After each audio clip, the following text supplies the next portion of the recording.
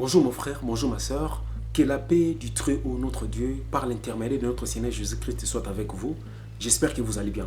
Alors aujourd'hui, je vous apporte une nouvelle vidéo, une nouvelle pensée, un nouvel enseignement, une nouvelle leçon. Croyez-vous en la vie éternelle? Croyez-vous en l'existence du royaume des dieux? Croyez-vous qu'un jour, les justes bénéficieront de la vie éternelle, mais aussi hériteront du royaume des dieux? Croyez-vous à ces choses-là? Alors, si vous y croyez, vous devez être heureux. Mais maintenant, la deuxième question qui vient après, c'est que connaissez-vous maintenant les préalables requis pour hériter du royaume des dieux ou encore pour entrer dans le royaume des dieux? En savez-vous quelque chose? Ou bien savez-vous quelles sont les conditions qu'il faut remplir pour bénéficier de la vie éternelle qui vous permettra justement de pouvoir hériter du royaume des dieux ou entrer dans le royaume des dieux? Alors moi aussi non plus, je ne connais pas la réponse, mais je veux que nous découvrions la réponse ensemble dans les Écritures saintes ou encore dans la Bible. C'est contenu justement dans le passage de Jean chapitre 3. En réalité, on va commencer par les premiers versets, mais on va prendre juste les versets qui nous sont un peu plus importants. On va commencer notamment au verset 3e. Alors la Bible dit ceci. En réponse, Jésus lui dit: oui, vraiment je te le dis, si quelqu'un est né de nouveau, il ne peut voir le royaume des dieux. Ça, c'est le verset 3e du livre de Jean chapitre 3. En réalité, Jésus-Christ est en train de répondre à qui? Il répond à Nicodème. Nicodème qui était le chef des Juifs. Il était en fait un docteur de la loi. Alors, Jésus-Christ est en train de discuter avec lui et Jésus-Christ lui faisait savoir que nul ne pouvait hériter du royaume de Dieu ou nul ne pouvait entrer dans le royaume de Dieu sans passer par la nouvelle naissance, c'est-à-dire naître de nouveau. Donc, on parle de la nouvelle naissance. Alors, pourquoi cette naissance est-elle qualifiée de nouvelle? Et pourquoi parle-t-il de naissance alors que nous sommes déjà en vie, nous sommes déjà vivants, nous avons déjà connu une naissance autrefois?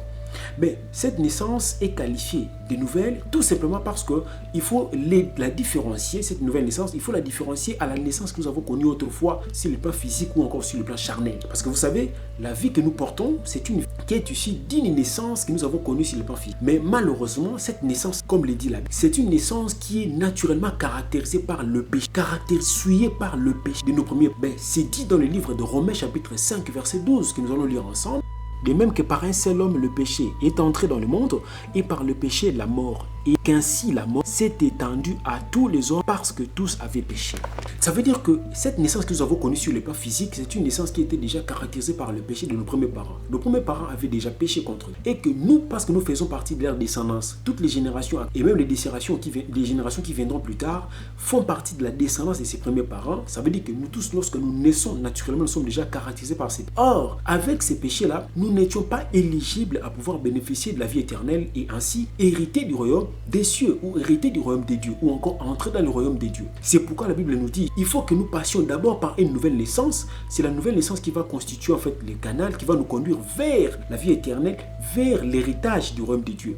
Mais vous allez me dire que Jésus-Christ est déjà mort pour nos péchés, il s'est déjà sacrifié pour nos péchés. Mais pourquoi nous devons encore être caractérisés par les péchés? Et effectivement, ça c'est une petite fenêtre, c'est que Jésus-Christ est mort effectivement pour nos péchés, mais Dieu ne nous impose pas que nous reconnaissions de force les sacrifices qui ont été menés par Jésus-Christ pour le pardon de nos péchés ou pour le salut de nos péchés. Dieu nous laisse toujours le pouvoir du libre arbitrage pour que nous-mêmes nous puissions opter soit pour la reconnaissance de ces sacrifices-là, pour le pardon de nos péchés, soit l'irreconnaissance, ça veut dire ne pas reconnaître ces sacrifices-là. Dieu nous laisse tout simplement le choix. Maintenant, la nouvelle naissance ici passe justement par les premiers aspects, ça veut dire la reconnaissance de ces sacrifices. Donc la nouvelle naissance, comment va-t-elle se concevoir exactement? La nouvelle naissance, ça veut dire ne va pas se dissocier de nous, êtres humains tels que nous sommes là. Parce qu'en fait, c'est nous qui allons porter cette nouvelle naissance. Mais il est question de pouvoir créer une nouvelle personne en nous. Une nouvelle personne, mais que nous allons concevoir sur le plan spirituel. Et cette nouvelle naissance, nouvelle personne, nous allons lui coller une nouvelle identité. Une nouvelle identité, mais la nouvelle personne en question et la nouvelle identité que nous allons lui coller, les deux vont être attachés à Dieu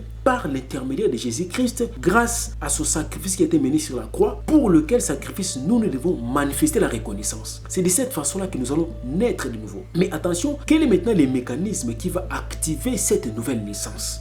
La réponse c'est contenu toujours dans le même passage de Jean chapitre 3. Quand Jésus-Christ répond à Nicodème, il dit au verset 5e, Jean chapitre 3 verset 5, Jésus répondit: oui, vraiment je te le dis, si quelqu'un est né d'eau et d'esprit, il ne peut entrer dans le royaume de Dieu. Je reprends, Jésus répondit: oui, vraiment je te le dis, si quelqu'un est né d'eau et d'esprit, il ne peut entrer dans le royaume de Dieu.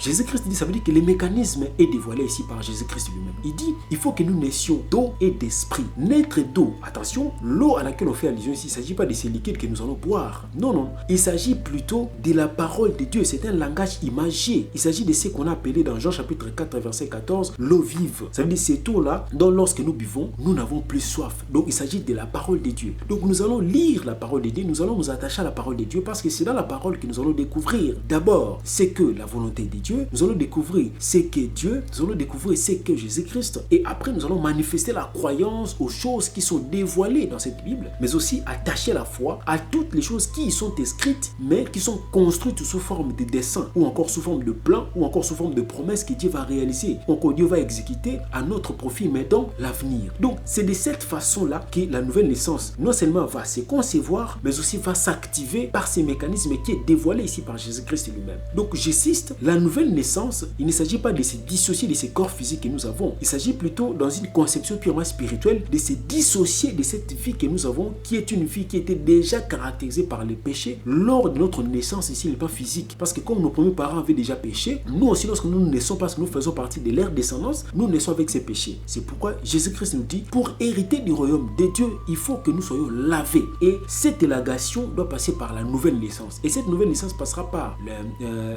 notre attachement à Dieu, notre attachement à lui, Jésus-Christ, grâce à son sacrifice, par la reconnaissance ou encore la gratitude que nous attachons à ce sacrifice qui a été mené sur la croix. Ainsi, nous deviendrons éligibles à bénéficier de la vie éternelle, mais aussi à hériter du royaume de Dieu ou à entrer dans le royaume de Dieu. Mais attention, on dit naître d'eau et d'esprit. Ça veut dire que cette nouvelle personne que nous allons concevoir en nous, il faut que cette personne, nous l'abandonnions entre les mains du Saint-Esprit qui va s'activer en nous. Il faut que l'Esprit de Dieu s'approprie notre corps, s'approprie notre âme, s'approprie notre esprit pour qu'en contrepartie, nous ne fassions que toutes les choses qui relèveront de la volonté de Dieu. Ou encore que nous n'exécutions que les choses qui reposeront sur la volonté de Dieu. Donc ça, c'est juste un premier aspect. Dans la deuxième partie ou encore dans la prochaine vidéo, je reviendrai maintenant sur les éléments qui sous-tendent ou encore les éléments qui constituent la manifestation de la nouvelle naissance. Ou encore les éléments qui sont en fait les preuves qu'effectivement nous sommes nés de nouveau. Ah, ça, ce sont des éléments que je vais aborder dans la prochaine vidéo ou encore dans la deuxième partie que je vous convie de pouvoir regarder